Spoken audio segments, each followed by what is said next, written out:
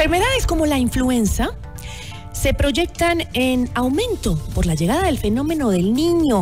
Se habla también que hay un riesgo con el COVID-19 porque hay un subregistro de casos que están preocupando al sector de la salud. ¿Qué pasa? Lo conoceremos ahora. La entrevista a la carta, en diálogo directo con los protagonistas de los hechos.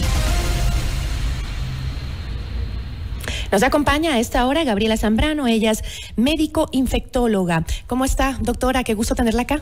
Muchísimas gracias por la invitación. Un gusto poder divulgar sobre las nuevas variantes y la necesidad de vacunas actualizadas.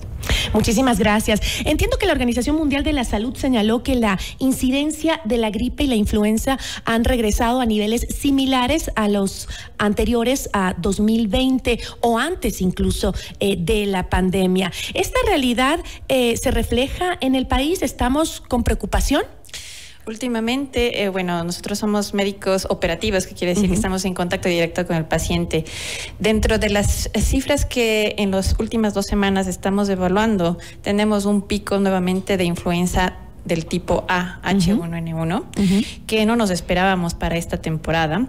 Así también estamos recibiendo casos hospitalarios de influenza y esto no nos pasaba en los anteriores años. Nuevamente hemos tenido también casos de COVID-19 confirmado por PCR, y lo digo así porque muchos de los pacientes que han venido a consultas, sobre todo privada, se hacen pruebas caseras. Ahora tenemos la cultura del autotest y lamentablemente esto nos registra falsos negativos que comprobamos posteriormente son cuadros de COVID-19.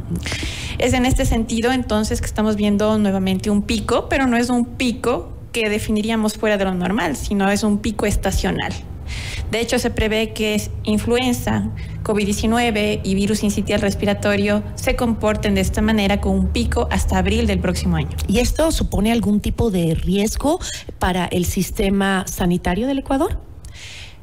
Sí, desde luego que sí. Cuando tenemos poblaciones vulnerables que no han sido cubiertas con la vacunación, nos esperamos brotes de pacientes que lleguen con cuadros severos o moderados. Eso significa aumento de las hospitalizaciones y también de la demanda de camas de unidad de cuidados intensivos. Ahora vamos a las cifras y cuál es la raíz. El punto es que tenemos nuevas variantes que ya han sido detectadas, como por ejemplo en Perú hace 2 días, BA2.86, o la variante Pirola, ¿sí? Para la cual lamentablemente la cobertura vacunal o la efectividad vacunal de otras vacunas que recibimos en el Ecuador no sería tan efectiva, ¿sí? Es decir, vamos a las cifras de OPS, vamos a las cifras oficiales, ¿sí? Nuestra población, la población del Ecuador, tiene una primovacunación que nosotros definimos de una primera y segunda dosis, ¿sí? Cubierta en un 78%, si es que lo vemos desde la primovacunación, primera y segunda dosis. Pero cuando vamos a tercera y cuarta dosis, el porcentaje de cobertura vacunal a nivel del Ecuador decae a un 19%. Eso significa que no estamos cubiertos para próximos brotes epidemiológicos. Es preocupante. Sí. ¿Cuál sería en este momento la acción? Es decir, ahora debemos hacer campañas de vacunación y la gente tiene que ir a vacunarse con las siguientes dosis. Sí, pero no solamente eso. Debe recibir vacunas actualizadas. Y aquí es donde nosotros tenemos que hacer un llamado. ¿Las tenemos en el país esas vacunas actualizadas? Lamentablemente no. Y tengo que ser súper sincera, puesto que una vacuna actualizada es una vacuna que está con la variante de la temporada, como en Estados Unidos o como en países como Brasil. La variante de la temporada es XBB, ¿sí? Y la vacuna que nosotros tenemos, que es de virus inactivados, ¿sí? No cubre XBB. Y es decir, seguramente en el mercado de la salud existen stocks de vacunas que ya no nos sirven.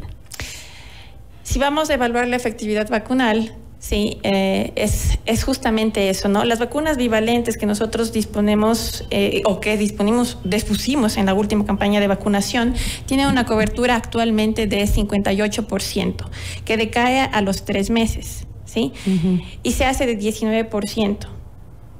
Entonces, ¿qué necesitamos? Necesitamos la vacuna monovalente 2023-2024. Que no hay en el país. Que no está disponible en el país y que cubre la variante XBB, que es la que sí está circulando y que también nos puede proteger de nuevos brotes de variantes de preocupación como esta pirola o BA2.86.